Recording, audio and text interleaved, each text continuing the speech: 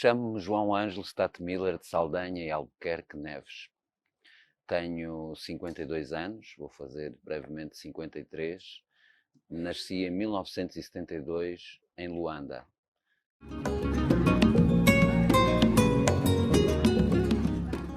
Cresci na Praia do Bispo, que era o bairro dos meus avós.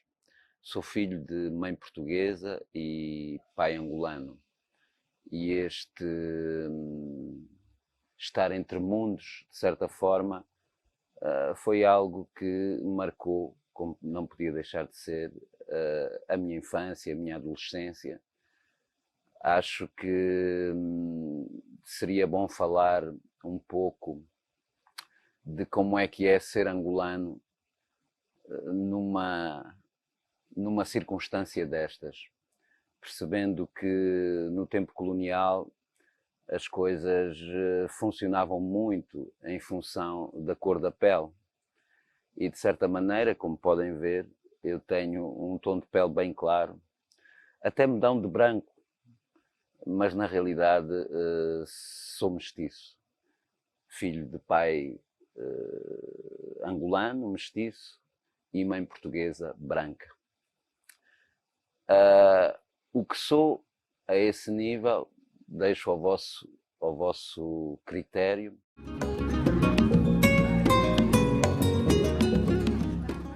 Em criança cresci na Praia do Bispo, em casa dos meus avós paternos, portanto, do meu lado africano. E a minha avó, que é uma pessoa, que foi das pessoas que eu mais amei neste mundo, era uma pessoa amanhã, como como toda a gente a tratava na Praia do Bispo. Ana Castelo Branco Neves era o seu nome. E a Ana Castelo Branco Neves era filha de uma beçangana da ilha e de um português que vivia no Kwanza Sul, tinha a sua família branca no Kwanza Sul, e quando vinha em viagem a Luanda, conheceu esta beçangana e com ela estabeleceu uma relação que resultou em 2 filhas. Eu só vim a saber após a morte da minha avó que ela tinha sido registada como filha de pai incógnito. Apesar de toda a gente saber quem era o pai, ela nunca foi registada pelo pai. E apesar de tudo isto, a minha avó era uma das pessoas mais racistas que eu já conheci. Durante muitos anos questionei-me, tentei perceber o porquê. E, portanto, o estudo, o olhar para a história, olhar para o contexto em que ela cresceu, em que ela viveu, ajudou-me a perceber melhor o porquê de certas coisas. Para ela, eu fui o seu primeiro neto, e quando nasci já era assim clarinho e ainda tinha cabelo, né? E tinha um cabelo muito loiro quando era criança, e isso para a minha avó foi um grande orgulho.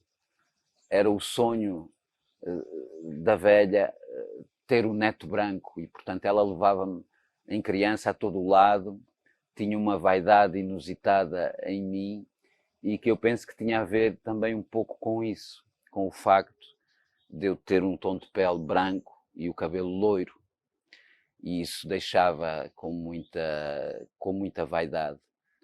Portanto, no tempo da minha avó, a mobilidade social em Angola, portanto, no tempo colonial, também tinha a ver com a cor da nossa pele. Portanto, quanto mais brancos, mais claros nós fôssemos, mais hipóteses teríamos de ascender socialmente. Existia mesmo, até quase aos anos 60, salvo erro, 1957, esteve em vigor o Estatuto Indígena, portanto, que era a legislação que, de certa forma, regulava a questão dos indígenas, não só em Angola, mas também na Guiné e Moçambique. E nesse processo todo havia mesmo a questão dos chamados assimilados, que era um processo porque os africanos tinham que passar para serem considerados assimilados. Portanto, isso basicamente consistia em renegarem a sua cultura, as suas tradições, os seus hábitos, os seus costumes, as suas línguas e adotarem, no fundo, a cultura, os hábitos, portanto, europeus, falarem um bom português, comerem com faca e garfo, vestirem roupas ocidentais e, portanto, tudo isso permitia a esses assimilados, portanto, conseguirem ocupar posições um pouco mais altas, melhores, dentro da sociedade colonial. Portanto, eu cresci um pouco nesta mentalidade com a minha avó, que não era a única. Esta mentalidade, de resto, é uma mentalidade que mesmo hoje, na Angola independente, ainda existe, estranhamente. Eu costumo dizer, e em conversa com os amigos, que o estatuto indígena ainda não foi erradicado e ainda continua bem vivo nas nossas cabeças. E, portanto, esta foi uma das questões que marcou um pouco a minha infância, e depois, com o tempo, isto levou a uma série de questionamentos interiores sobre a questão da identidade, porque também tenho a costela portuguesa da minha mãe, fui criado também pela minha avó materna a partir de uma certa altura, mesmo neste tempo, quando eu era pequeno, havia estes dois polos. A minha avó paterna, portanto, com essa vaidade do neto branco e loiro, e a minha avó materna, que também era uma pessoa deliciosa, que contava que quando eu era pequenino me punha ao colo e cantava lá os fados portugueses, e que eu ainda criança me emocionava com aquilo, e portanto ela via em mim uma certa sensibilidade e realmente também um amor muito grande entre nós. Independentemente disso, essa minha avó paterna tinha o hábito, quando eu era criança, de me apertar o nariz.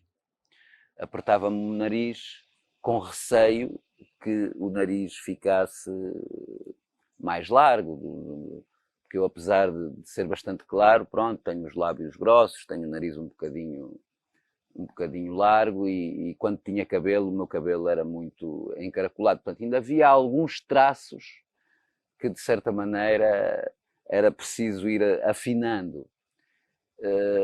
Portanto, esta foi uma das marcas, penso eu, porque eu, como disse, nasci em 1972, ainda antes da independência, não tenho grandes recordações do período antes da independência, recordações muito esparsas, mas estas mentalidades não mudam só porque de um momento para o outro acontece a independência, não é? E aquilo que se verifica hoje, 50 anos depois, é que ainda existem restícios desta mentalidade e deste estatuto indígena nas cabeças das pessoas. No pós-independência, com o eclodir da guerra e os conflitos, portanto, a situação começou a tornar-se mais complicada, mesmo do ponto de vista da alimentação. Houve ali um período muito difícil, em que o meu avô tinha um barco de pesca e, portanto, pescava, e nós, portanto, íamos sobrevivendo em grande medida graças a esse peixe que ele pescava e que depois também trocava por outras coisas. Mas a situação da guerra realmente foi-se agudizando, e eu acabei por sair, por ser levado daqui, e, portanto, fui nessa altura para a terra da minha mãe, os tais Açores, as tais ilhas, isto no fim dos anos 70, quando ainda havia um bocadinho aquela coisa lá de chamarem as pessoas que vinham de África os retornados. O que, no caso da minha mãe e da mãe dela, a minha avó, era verdade. No meu caso, aquilo fazia-me uma certa confusão, porque eu não estava a retornar, eu estava a chegar. E mesmo com o tom de pele que tinha, portanto, era retornado, era o preto, portanto, havia um pouco esse preconceito, que depois, felizmente, se foi diluindo um pouco e ultrapassando naquela altura. Portanto, aí fiz, então fui para os Açores e aí fiz a escola primária e o início do ciclo preparatório e liceu. Portanto, passei parte da minha infância e adolescência nos Açores, nessas raízes maternas da minha mãe. Uma terra por quem tenho também muito carinho e um sentimento de identidade até também, porque há um pouco esta coisa de nos quererem meter nas caixinhas, não é? Tens que ser isto ou aquilo. E nós, frequentemente, somos uma multiplicidade de coisas e podemos ser isto e aquilo e o outro, e tudo isso é riqueza, tudo isso nos enriquece como seres humanos, como pessoas, na nossa diversidade, porque é realmente essa diversidade talvez uma das nossas maiores riquezas. Depois, com 15 anos, regressei para Angola. Regressei para Angola e portanto, acabei o meu liceu aqui em Angola e depois do liceu voltei a Portugal para fazer a universidade e depois da universidade regressei novamente para Angola, onde comecei a exercer a minha atividade profissional aqui. Portanto, foi sempre um pular entre estes dois mundos, não é? E, portanto, não posso deixar de reconhecer que sou fruto de toda esta mescla de culturas e de influências que acabou por me transformar naquilo que eu sou hoje. A minha mãe, infelizmente, a minha mãe tinha vindo para Angola com 14 anos, portanto, em Angola cresceu, em Angola se casou, em Angola fez a vida dela. Era uma pessoa um bocadinho diferente, um bocadinho excêntrica até em certas coisas, positivamente. E, aliás, nessa altura, também não era muito comum uma mulher branca casar com um africano. Isso até deu alguns problemas para ela, a nível familiar e tudo mais. Mas tive na escola primária, a pessoa que me alfabetizou, que foi o meu primeiro professor na escola primária, era um senhor já falecido chamado Jaime Batista. E que era uma pessoa com um coração enorme e que, talvez ao perceber estas minhas vulnerabilidades, digamos assim, me pôs um bocadinho ali debaixo da asa dele e me protegia.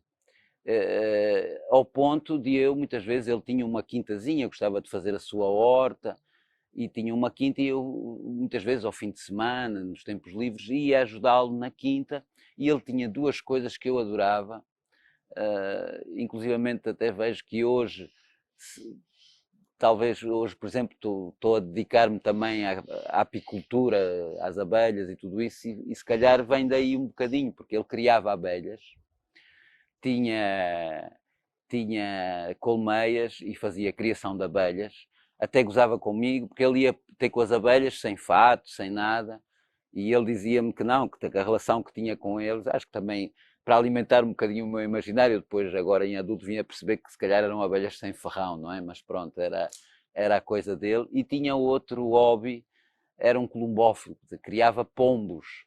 E uma das coisas que eu adorava fazer quando ia à quinta do Jaime Batista era quando ele me mandava ir soltar os pombos. Portanto, eu chegava lá ao pombal e abria a porta daquilo e os pombos saíam em disparada, voavam e depois voltavam, que era uma coisa que me confundia imenso e perguntava, mas porquê é que eles voltam, não é? Se a gente lhes abre a porta e eles podem voar, não é? Porque será que depois se metem outra vez na... Enfim, são memórias de infância e realmente aqui destacaria esse professor que me alfabetizou, que me ensinou a ler e a escrever, que incutiu também em mim, com a minha mãe, pronto, com outras pessoas, mas ele foi uma das pessoas que incutiu em mim o gosto que eu mantenho até hoje pela leitura, por exemplo. E portanto, onde ele estiver, aqui vai um abraço e um obrigado. Depois de toda essa experiência que vos falei em Portugal, também foi interessante e também houve aqui necessidade de alguns ajustes, No regresso a Angola voltei a ser, passa a expressão, promovido a branco, não é? Enquanto lá havia a questão dos retornados e portanto, de todo esse lado, aqui depois havia um pouco a coisa do pula e tudo mais. Mas isso rapidamente também se dissipou, de certa maneira, e tive a felicidade também de ter crescido aqui com bons amigos e gente que também se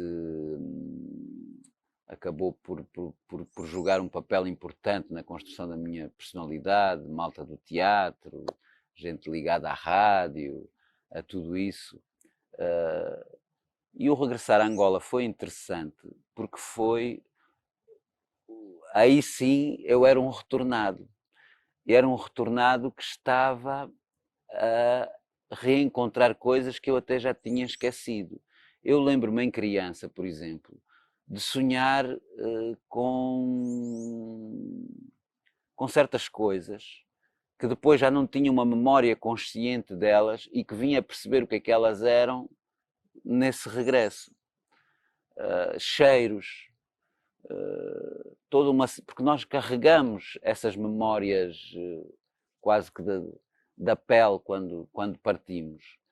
E muitas vezes elas saem-nos da nossa memória consciente, mas ali no subconsciente aquilo está lá. E esse regresso permitiu-me o reencontro com essas coisas, com certos cheiros, certos paladares, certas coisas. O imbondeiro, por exemplo. Eu, a dada altura, sonhava com o imbondeiro, mas não tinha assim uma memória bem real do que era o imbondeiro, não é? Em criança, depois de ter ido, não é? E ao regressar, confrontei-me outra vez com o imbondeiro. Afinal, é isto. E eu penso que isso é capaz de acontecer a muita gente nas mesmas circunstâncias, que vive assim um bocadinho entre mundos, não é? Depois também toda a questão da cultura, da música, do canto, da dança, porque é realmente uma forma muito diferente de ser a nossa, temos mais alegria, não é aquela coisa do fado que a avó materna cantava, quer dizer, nós africanos temos realmente outra vivacidade, outra alegria em termos da nossa música, da nossa cultura, e isso foi muito bom de reencontrar e perceber que faz parte de mim. Acho que ajudou-me a perceber-me melhor esse regresso. Esse processo de embranquecimento e de, no fundo, mobilidade social por essa via, também tem depois assim as suas nuances. Eu de facto reconheço, talvez para gáudio da minha avó, que ter este tom de pele me trouxe um pouco desse privilégio branco, não é? Que existe, que é algo que não podemos esconder. Mas também depois há situações caricatas como esta que eu vos vou contar a dada altura, isto anos 80, aqui em Luanda.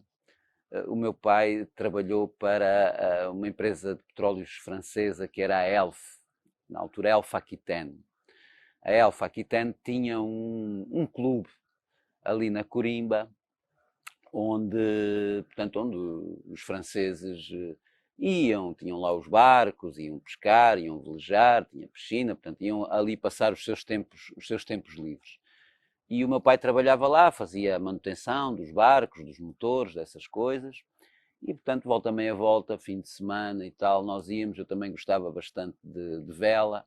Eles tinham na altura uns barcos à vela que eram chamados obicates e a malta às vezes ia ali fazer um bocadinho de vela. E lembro-me num domingo, já ao fim do dia, que fomos fazer o nosso passeio de vela e ao regressar, portanto, estava ali portanto, um aglomerado de barcos, porque toda a gente, ao fim do dia, estava a voltar, do fim de semana do Mossul e tudo mais, e, portanto, havia ali alguma confusão e alguma dificuldade de conseguirmos, eles tinham uma espécie de uns carritos de empurrar, chamavam charriots, que era exatamente para tirarmos as coisas do barco, metíamos nesse carrito e puxávamos depois para os carros. E eu, na altura, portanto, encostámos o barco na areia, eu estava à procura de um desses charriots todos ocupados, e vejo um miúdo francês, com os seus 8 ou 9 anos. Eu também era um bocadinho mais velho que ele, não muito, não é? A brincar com um desses charriots. E, portanto, eu dirigi-me a ele, em francês, pedindo-lhe, por favor, que ele me cedesse o chariot para eu poder tirar as coisas do barco e levar para o carro. E o miúdo ouviu-me e olhou para mim assim com uma cara muito séria e responde-me simplesmente assim: Je suis français. Aquilo realmente foi uma coisa na altura que me marcou.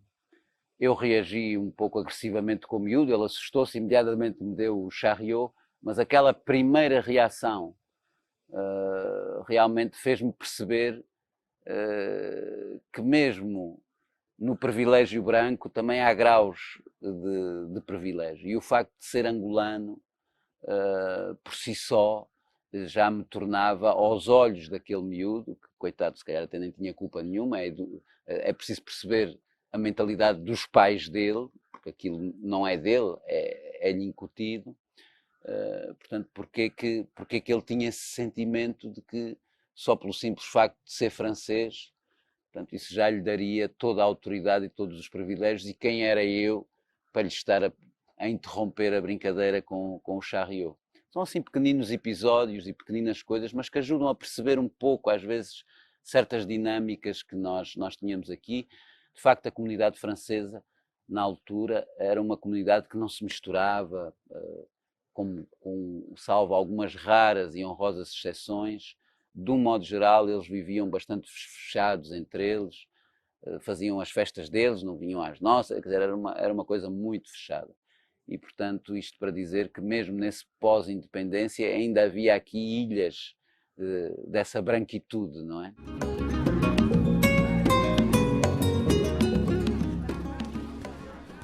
Primeiro é essa, quando entro para a escola primária lá, em que havia um pouco essa questão em relação ao pessoal que ia da África. E depois também aqui a escola também acabou por ser uma coisa interessante, muitas memórias, o desporto, o basquete, eu joguei handball, arranjei o meu primeiro emprego, que foi na Rádio Nacional. Até hoje sou um apaixonado pela rádio, apesar de não ter agora essa possibilidade de fazer rádio, mas sinto muitas saudades e é algo que me marcou bastante. Todas as histórias que se passavam na altura, eu lembro-me um momento aqui em Luanda em que havia aquela história do caixão vazio. Então nós na escola, a escola funcionava um bocadinho em função também da possibilidade de aparecer a questão do caixão vazio ou não. Havia assim uma série de coisas interessantes naquele tempo, que era um tempo, portanto, do Partido Único. Eu, como disse, arranjei o meu emprego na Rádio Nacional, o meu primeiro emprego, tinha um cartão de abastecimento, na altura eram chamadas Lojas do Povo, como não tinha agregado familiar também não tinha direito a muita coisa, o salário também não dava para grande coisa, mas sinto que naquela altura, em relação àquilo que se observa hoje em Angola, apesar de tudo aquilo que poderia estar mal, e estaria com certeza mal, em muitos aspectos nesse período, eu acho que éramos todos mais, havia menos assimetrias sociais. Se calhar éramos todos mais pobres, não é? Mas éramos mais iguais e não havia tanta divisão socioeconómica como se vê agora, em que as pessoas parece que vivendo em Angola se vivem mundos completamente diferentes, que não se tocam, que não se conhecem, que vivem separados de muros e cercas. E isso nessa altura não existia da mesma forma. E portanto, e era exatamente esse elemento de sermos mais iguais que me parece que me marcou bastante nesse período de escola e de liceu, em que não havia tanta separação como se vê agora, com as universidades privadas, os colégios privados, depois tem as crianças que vão e que vivem a realidade do colégio privado e do condomínio fechado e dessas coisas, vivem num mundo completamente diferente do mundo da criança que vive no MUSEC, que vai à escola pública. Eu vivo na província, ainda temos muitas escolas que são embaixo de árvores, e portanto esses dois mundos hoje parecem quase que isolados completamente um do outro, e isso é algo que me preocupa bastante, porque penso que, sem querer defender o tempo do partido único, não é isso, nem o socialismo puro e duro que se aplicava na altura, acredito que temos que fazer um esforço por ter uma sociedade mais justa, uma sociedade mais equilibrada, uma sociedade que não deixe ninguém ficar para trás. E, no fundo, aquilo que nós vemos hoje, 50 anos depois da independência, é que temos problemas graves a esse nível e temos que olhar para isso com muita atenção e realmente dar a todos os angolanos as oportunidades e as promessas que a independência nos trouxe. Eu tinha 15 para 16 anos quando comecei a trabalhar na Rádio Nacional. E a Rádio Nacional foi realmente uma escola, tanto é que eu durante muitos anos fiz carreira na comunicação social, mesmo lá fora, em rádio, televisão, mas a Rádio Nacional realmente foi aquele desabrochar, aquele abrir para este mundo da comunicação, com a Paula Siemens, o Ismael Mateus. Depois, a dada altura, fazia o Dia Novo com a Carla Castro, onde assinavam uma crónica que naquele tempo era assim uma coisa um bocadinho fora do habitual, porque, até pelo próprio título, porque se chamava Proibido Proibir. E então atiraram para o Dia Novo. O Dia Novo ia ao ar da meia-noite às 3 da manhã. E o Proibido Proibir entrava aí por volta da uma e tal da manhã, portanto já há uma hora em que achavam que já não seria uma coisa muito ouvida, digamos assim. Mas curiosamente sei que haviam alguns grupos em Luanda que eram bastante fiéis e conseguiam manter-se acordados até essa hora para ouvir o Dia Novo e o Proibido Proibir. Tínhamos na altura, como se devem recordar os mais velhos, ainda o recolher obrigatório, que era da meia-noite às 5 da manhã. Aliás, dizem que é por culpa do recolher obrigatório que as festas em Luanda e que os caluandas se habituaram que as festas têm que ir até de manhã, porque realmente naquele tempo, se fôssemos a uma festa, ou saíamos antes da meia-noite, e ninguém quer sair antes da meia-noite porque a festa ainda não está a coiar, né? Ou só poderíamos sair depois das 5 da manhã, com exceção de um ou outro já mais, portanto, inserido em certos canais, que tivesse um livre trânsito ou uma coisa assim, mas mesmo assim não era aconselhável. Portanto, é a partir daí que as festas de Luanda realmente passaram a ser até ao nascer do sol. E muitas vezes nascia o sol e nós ainda íamos para a ilha tomar o caldo para curar, no fundo, os efeitos da noite. Apesar de todas estas coisas, era uma noite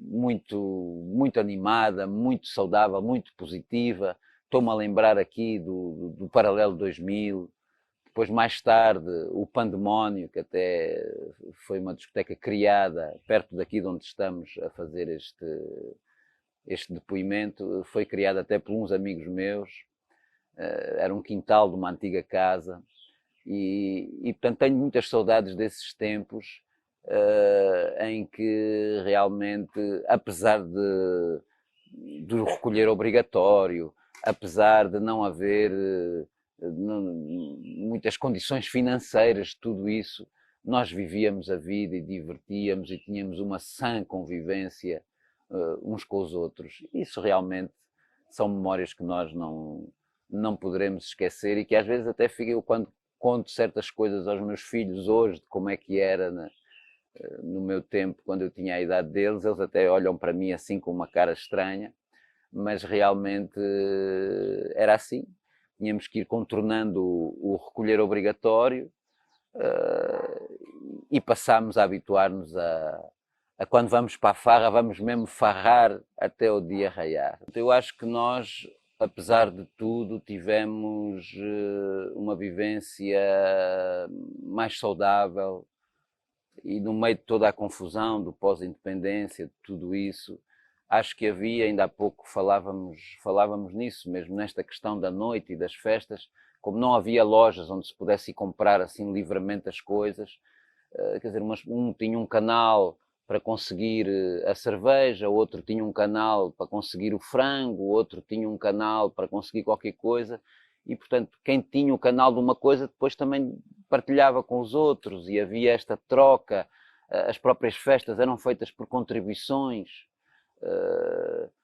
o que conseguisse arranjar isso trazia isso, o outro trazia aquilo, e portanto isto criava aqui uma solidariedade quase que orgânica, que hoje se perdeu um bocadinho. A sociedade hoje apela mais ao individualismo, é uma sociedade também que se tornou mais materialista, não é? Os bens materiais, até uma certa ostentação de bens materiais. E eu penso e apelo à nova geração e aos jovens que não se deixem dominar por isso. Eu tenho uma grande esperança na nova geração e nos jovens. Sinto também que a nossa geração, apesar de todas essas coisas, acabou por ser uma geração que não conseguiu de facto fazer a transformação que se pretendia neste país, que se acomodou também um bocadinho à situação.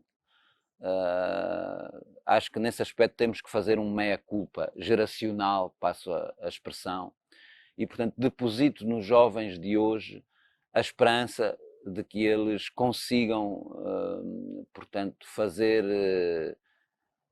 a revolução, passo a expressão, que nós não conseguimos fazer. A revolução no sentido social, no sentido de progresso social, de igualdade, de tudo aquilo que vinha como promessa da independência e que de facto ainda não se cumpriu e que aparentemente cada vez mais se vai descumprindo, passo a expressão. Portanto, penso que os jovens hoje são o repositório da esperança para uma mudança, para uma Angola melhor, uma Angola mais justa, uma Angola diferente. Mas para isso não se podem deixar dominar por esta questão do materialismo, por esta questão, por muitos desses impulsos que não é um exclusivo de Angola, esta sociedade capitalista que mexe um pouco o capitalismo, de certa maneira, acho que tem o sucesso que tem porque ele toca numa questão muito importante da natureza humana e que é o desejo. Nós, seres humanos, somos máquinas de desejo. Portanto, passamos a vida a desejar. E o capitalismo, esta sociedade capitalista de consumo, vai-nos dando sempre isso. Mais coisas, mais objetos de desejo, coisas que desejamos, que queremos ter. E em grande medida, se nós analisarmos bem, grande parte destas coisas, realmente nós até nem precisamos delas e tenho sérias dúvidas se serão essas coisas que nos farão felizes. Eu hoje resido, como disse, na província, fui para uma área fora da cidade, tento viver uma vida mais simples, mais ligada ao campo, mais ligada portanto, às coisas simples da vida, das plantas, dos animais, e tenho conseguido aí encontrar a paz, alguma paz que de facto não estava a encontrar aqui em Luanda, no meio deste burburinho e deste frenesim dos tais desejos, porque queremos um carro melhor, porque queremos um telemóvel melhor, porque queremos uma casa melhor, e achamos que todas essas coisas é que nos fazem felizes. E isso pode ser uma armadilha. Portanto, para os jovens, uma palavra de força e dizer-vos que confio em vós para tentarmos transformar esta Angola naquilo que queremos e merecemos. Depois de acabar o liceu em Angola, vou novamente para Portugal, para a universidade, para Lisboa. O meu pai queria que eu fizesse direito, mas eu estava mais virado para outras coisas e tinha uma paixão grande pela antropologia, a sociologia, acabei por ir para ciências sociais, para sociologia. E em Lisboa, chegando a Lisboa, nessa altura, falamos do início dos anos 90, ainda se viam em Lisboa com alguma naturalidade e com alguma frequência grupos de skinheads. Skinheads eram neonazis, portanto, que andavam com a cabeça rapada, com botas da tropa, com um certo tipo de vestimenta e simbologia relativa, portanto, aos nazis, e professavam essa ideologia fascista, racista, e isso ainda se via em Lisboa, esses grupos dos chamados skinheads. Isso foi na altura também em que ocorreu, hoje ainda está na memória, pelo menos de algumas pessoas, que ocorreu o assassinato de um cabo-verdiano no Bairro Alto, que era o Alcino Monteiro. Ora, nós na altura tínhamos-nos organizado em Lisboa, tínhamos criado um núcleo de estudantes africanos em Lisboa, com estudantes de todos os que eles chamavam os PALOP, os países africanos de língua oficial portuguesa, que era a maioria dos que iam para lá estudar. E nessa altura, portanto, nós ficámos chocados com toda essa situação da morte, do assassinato, para chamar os bois pelos nomes, do Alcino Monteiro, e portanto decidimos também agir. Agir até de forma radical, porque até a dada altura nos organizámos até para uma segurança própria, porque nós também gostávamos de sair à noite, de ir ao Bairro Alto, alguns de nós éramos mesmo DJs em algumas casas noturnas ali, e por uma questão de segurança, portanto começámos também a agrupar-nos em grupo para melhor nos defendermos e até mesmo para dar caça a alguns desses grupos de neonazis, de skinheads que andavam por ali. Foi nessa altura que nos aproximámos também. Havia, hoje é Bloco de Esquerda, na altura era chamado PSR, Partido Socialista Revolucionário, e foi na sede do PSR, que é hoje a sede do Bloco, penso que é ali na Rua da Palma, onde se criou exatamente o SOS Racismo, com um senhor português que é o Zé Falcão, e até hoje acho que continua lá também o SOS Racismo nas mesmas instalações onde se encontra o Bloco de Esquerda. Mas foram realmente outros tempos em que se fez um combate cerrado a esse tipo de ideologias inaceitáveis, porque o fascismo, o racismo, a xenofobia são ideologias inaceitáveis. Isso melhorou durante, digamos que, alguns bons anos, e é com alguma tristeza que eu vou observando outra vez um recrudescimento, um crescimento desta onda fascista e nazi, não só em Portugal, mas um pouco por toda a Europa, nos Estados Unidos, e isso é preocupante. Também me lembro, na altura, de uma situação que achava caricata, que era termos amigos negros em Lisboa, que tinham nascido em Lisboa, que tinham nascido em Portugal, filhos de cabo-verdianos, filhos de guineenses, e eram apátridas. Eles não tinham documentos, não tinham nacionalidade. Quando saíssemos tinham que andar sempre a ver preocupados se houvesse algum problema, alguma situação, porque, exatamente, não havia, penso eu, naquele tempo, algo que existe hoje, que é aquela ideia do jus solis, o direito que agora o Trump também quer abolir na América, que é o direito de tu, se nasces aqui, teres a nacionalidade daqui. e esse foi um avanço bom que se fez em Portugal, de realmente reconhecer esse direito, portanto, aos filhos de africanos nascidos em Portugal, e que eu espero que continue e que se consiga combater, de facto, esta onda racista e xenófoba que se sente neste momento.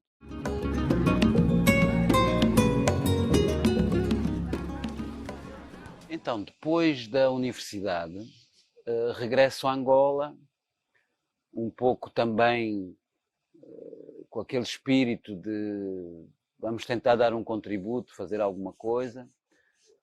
Nesse regresso a Angola, o meu primeiro emprego foi no Minars, na Direção Nacional da Infância, aqui em Luanda, com a doutora Ana Afonso, que é uma pessoa extraordinária, psicóloga. E, portanto, estive um ano no Minars, foi na altura que criámos também, era um serviço de emergência para crianças em risco, que era o SOS Criança. E depois de um ano no Minars, mesmo com toda a boa vontade da doutora Ana Afonso e todo o esforço que fazíamos, acabei por sair do Minars porque não se conseguia viver com dignidade trabalhando no Minars, não é? Tanto é que aí enveredei, fui para a ADRA, portanto que foi uma grande escola para mim. Aliás, ainda hoje digo que o Fernando Pacheco, que era o meu chefe na altura na ADRA, é um dos, até hoje, dos meus gurus. Ele arranjou até uma alcunha para mim. Ele chamava-me o Fronteiras Perdidas. E eu percebo porquê e acho que faz sentido. Mas realmente aprendi muito com a ADRA, e a ADRA deu-me pela primeira vez a possibilidade de conhecer Angola.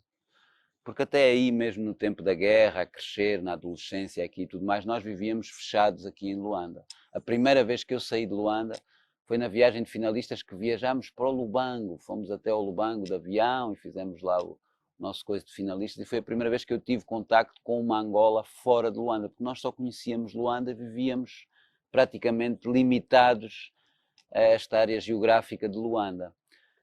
Depois desse regresso da universidade, quando comecei a trabalhar, foi esse ano no Minars e depois passei para a ADRA deu-me a oportunidade de, pela primeira vez, viajar por Angola, trabalhar com comunidades rurais em várias províncias de Angola, e é a partir daí que eu digo que comecei realmente a conhecer um pouco melhor o meu país. Da ADRA passei para o PAM. Portanto, também tive uns anos no PAM, ainda durante a guerra, anos bastante duros. Há muitas histórias menos bonitas que se calhar deixaríamos para outra altura. O PAM marcou-me bastante. Estive inclusivamente na parte final no Mochico, que era onde na altura a guerra, o Estado-Maior tinha sido movimentado para o Mochico, e realmente foi uma desgraça muito grande, mas não só no Mochico, o Ambo, o Bié, quando o Cubango. Portanto, nós tínhamos situações, eu lembro-me da primeira vez que fui ao Cuito, no Bié, que se viam mais pessoas mutiladas do que pessoas que não estivessem mutiladas. A gente a andar na rua era mais pessoas a quem faltava uma perna ou duas pernas ou qualquer coisa do que pessoas que estivessem inteiras. Era uma coisa realmente surrealista.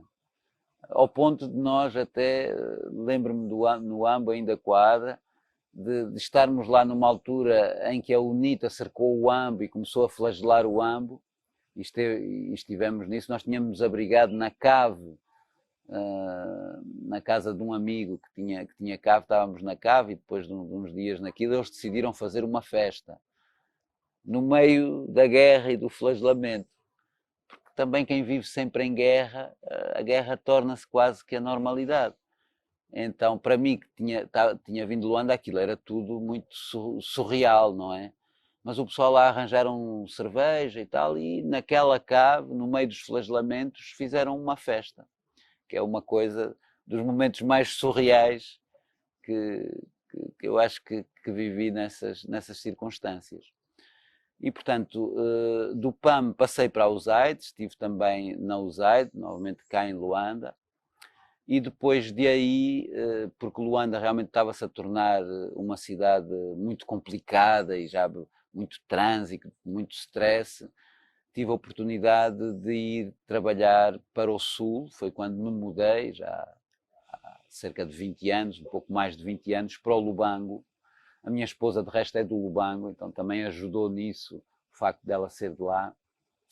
Mas na altura tive uma proposta que aceitei, que foi de ir para o Sul, fui para o Lubango como oficial de projetos residente da Unicef, onde tive ali uma série de anos. E portanto, depois da Unicef, agora estou no PNUD, também no Sul, no Lubango, mas infelizmente sempre trabalhando um pouco nas questões de emergência, nas questões de desastre, da questão da desgraça, no fundo, da má nutrição, dos problemas. E é isso que me angustia um pouco, vou confessar-vos, porque no tempo da guerra havia essa desgraça toda, mas havia uma ideia e uma perspectiva, e aquilo até que nos era dito e que nós próprios nos convencíamos disso, é que, bom, isto justifica-se pela guerra, e acabando a guerra, realmente o país vai viver outra realidade e vamos ter aqui uma outra vida, digamos assim.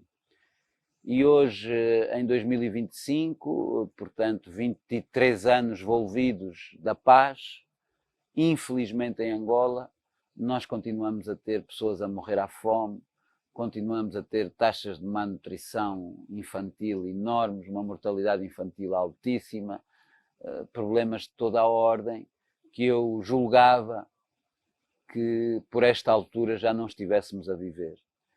E feliz ou infelizmente a minha trajetória profissional acabou por estar um pouco relacionada com isto e põe-me sempre muito em contacto com este tipo de realidade, e talvez isso tenha gerado em mim alguma revolta e esta necessidade urgente de uma mudança e de realmente Angola poder ser um país onde este tipo de realidades deixem de existir. Não me parece justificável, nem seria necessário. Angola é um país com muitos recursos, com muita riqueza, com uma população jovem. Portanto, nós tínhamos todas as condições aqui para fazer diferente. É preciso vontade política, seria preciso vontade política, não é? Para isso. Também de quem governa querer realmente, que não pode ser só de chacho, não é? Temos que ir no real. E também depois percebermos que isto não pode estar sempre da mesma maneira e sempre governado pelas mesmas pessoas e pelas mesmas elites. Portanto, tem que haver aqui alternância, tem que haver mudança. E é por tudo isto que eu sou um apologista da mudança. Ninguém está aqui a fazer apologia de violências, nem de regresso à guerra. Claro que ninguém quer isso. Mas realmente, se a situação não mudar, se nós continuarmos a ter os índices de pobreza que temos, se continuarmos a ter a fome que temos, os problemas sociais que temos, eu acho que será inevitável que Angola volte a ter problemas, porque esta juventude, estas novas gerações que estão a crescer nestas condições já não têm essa memória da guerra, portanto já não poderão ser assustados e intimidados com essa ameaça, não é? E ao mesmo tempo depois acabam por entrar numa situação em que já não têm nada a perder, porque muitas vezes não têm acesso à saúde, não têm acesso à educação, a saneamento básico, à água, à alimentação. Portanto, quem não tem nada mais a perder é meio caminho andado para que de facto se revolte. E temos o exemplo do que se passou recentemente em Moçambique. E Angola, realmente, se não for feita aqui uma correção rápida em termos da governação, em termos de realmente termos um Estado que garanta outro tipo de condições aos seus cidadãos, eu receio que vamos voltar a ter problemas. Espero que não, mas também ao mesmo tempo.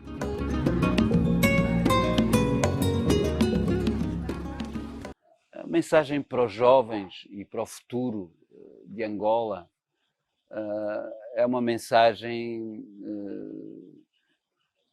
primeiro lugar, de encorajamento, de força. Nós sabemos que as coisas estão muito complicadas. Angola, de facto, está a viver um momento muito difícil e de certa maneira, eu tenho esperança e gostaria que, pelo menos, os meus filhos ou os netos pudessem viver num país diferente, num país com mais justiça social, um país mais democrático, porque dizemos que vivemos em democracia, mas todos sabemos que é uma democracia doente, não é? É uma democracia que de facto ainda não é democracia. E são os jovens, é esta juventude, pensando também que a maioria da população são jovens, e isso é uma riqueza. Um dos problemas da Europa é terem uma população envelhecida. Eles podem falar muito contra a imigração, mas eles precisam da imigração, como do pão para a boca, porque sem a imigração aquilo para. Nós aqui temos essa riqueza, temos um país jovem, com muita força vital da juventude, e portanto essa força vital eu acredito que poderá fazer aqui alguma diferença. Mas para isso também tem que ser dadas condições, tem que haver de facto um respeito pelos direitos humanos, um respeito pela democracia, um respeito pela liberdade de expressão, um respeito até pela crítica. Não podemos pensar que temos que ser deste partido ou daquele. A questão às vezes está muito para lá de partidos. Podemos só ser angolanos e de querer o melhor para Angola sendo simplesmente angolanos, e não temos que ser do partido X ou do partido Y para conseguir um emprego ou para ter uma oportunidade ou para o que quer que seja, não é? Temos que acabar com isso e temos que, acima de tudo, promover realmente o desenvolvimento do nosso país e a capacidade de todos os angolanos poderem ter um mínimo. Neste momento nós temos, em pleno século XXI, ainda pessoas a morrer à fome em Angola. Isso para mim não só é inadmissível e inaceitável, como não se, quer dizer, eu acho que não é, não, nós teríamos condições para ser muito diferente. E podemos fazer essa diferença com uma boa governação, utilizando os vastos recursos do país, de facto, para benefício das nossas populações, com justiça, com liberdade. E é isso que eu peço aos jovens, é que realmente não se esqueçam, não pensem só individualmente, vamos pensar coletivamente Angola e pensar que todos juntos somos capazes. O Agostinho Neto tinha uma frase que era muito usada noutros tempos, hoje se calhar tem-se medo de usar, mas ele costumava dizer que somos milhões e contra milhões ninguém combate, não é? Portanto, quando estes milhões decidirem que realmente temos que ter um país diferente, nós vamos ter um país diferente. Portanto, acreditem em vocês e vamos lutar por uma Angola desenvolvida, de paz, de desenvolvimento, de justiça social. Na memória oral, parece-me que ela tem, e particularmente em África, uma importância muito especial. Porque em África a tradição oral é realmente aquilo, é o que é utilizado para a transmissão do conhecimento, portanto, da ancestralidade, é pela via da tradição oral. E o passar destes testemunhos é muito importante. Eu até iria mais longe, acho que também um outro aspecto, e que se liga um bocadinho com esta questão da tradição oral, que é muito importante a gente olhar, são as nossas línguas nacionais.